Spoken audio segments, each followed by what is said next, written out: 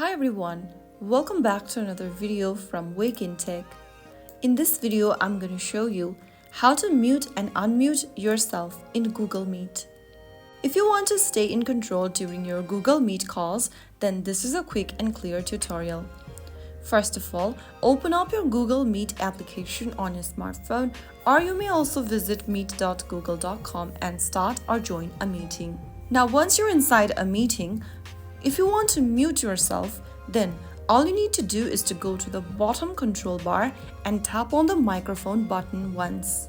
Once you do that, it will turn red with a little slash, indicating that your mic is muted. To unmute yourself, click on the same microphone icon again. When this will turn white or gray, your voice will be heard again in the meeting. If the host has muted you during the meeting, you must unmute yourself manually when you're ready to speak. And that's how you mute and unmute yourself in a Google meeting. In Google Meet, if you found the video helpful, don't forget to like, share, and subscribe to the channel. I will be back again in the next video. Thanks for watching.